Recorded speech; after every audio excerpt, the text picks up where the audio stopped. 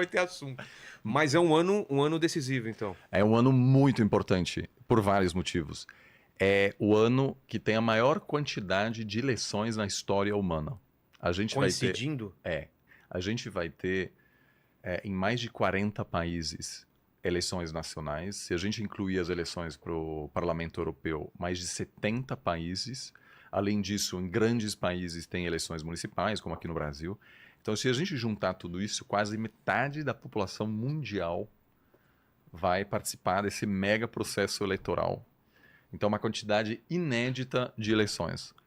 Agora, algumas dessas eleições não serão livres, porque hoje em dia, um ditador, e quase todos os ditadores, apesar de serem ditadores e não haver uma participação política real da população, querem organizar eleições para produzir um verniz de legitimidade democrática. Então, assim, eu diria que talvez 1/3 dessas eleições todas serão, assim, mais ou menos, a gente meio que já sabe o que vai acontecer. Então, por exemplo, no dia 7, agora, alguns dias atrás, teve eleições em Bangladesh. Só que o governo montou uma perseguição da oposição, controla boa parte da mídia, tanto que a oposição boicotou as eleições. Então, no fundo, é um país de um partido só e ela, obviamente, obteve a vasta maioria dos votos. Vai ter eleições na Rússia, que também a gente já sabe que vai ganhar. Vai ter algumas eleições onde o governo tenta influenciar, provavelmente em função disso terá vantagem decisiva, mas às vezes um governo perde as eleições, mesmo meio que jogando de forma suja. Sim. Isso também acontece. E tem um monte de eleição aberta, competitiva, sem saber quem vai ganhar, nos Estados Unidos, Índia, Indonésia, Paquistão, México, Bélgica, Reino Unido, África do Sul. Turquia há 1 ano, 2 anos atrás, não foi? Sim. Foi importante também. Isso. Então, assim, onde houve bastante expectativa por parte da oposição. Eu estava lá quando estava para acontecer as eleições, estava todo mundo falando sobre isso. Sim. Que poderia mudar muito o rumo mesmo. Então, meramente em função da quantidade de eleições, a gente vai ter muita surpresa. Por quê? Em 40 eleições, algumas delas ocorrerão de forma inesperada.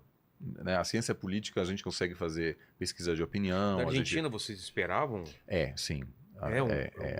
Acho que assim, basicamente ao longo dos últimos 5, 6 anos, ninguém conseguiu se reeleger na América Latina. Por quê? Porque o crescimento era tão baixo e o descontentamento era tão profundo que ser governo é a pior coisa que pode. Então, assim, a gente viu uma onda de sentimento anti-establishment.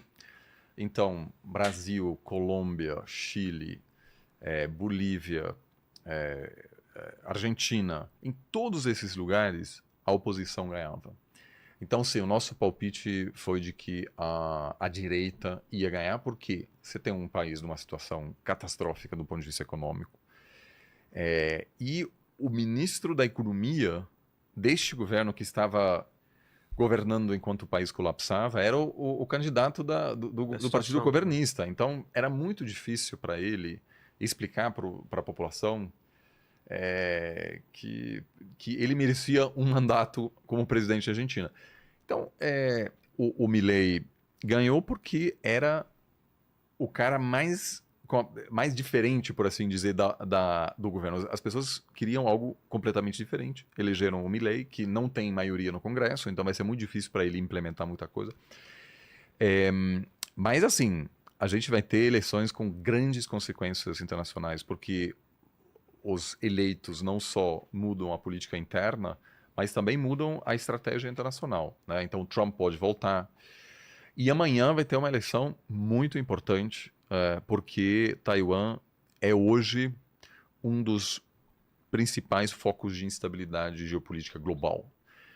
Eu devo dizer, entre Oriente Médio, Ucrânia e Taiwan, talvez esse terceiro seja o mais perigoso, onde mais há risco de confronto de grandes potências. Então, se você me perguntar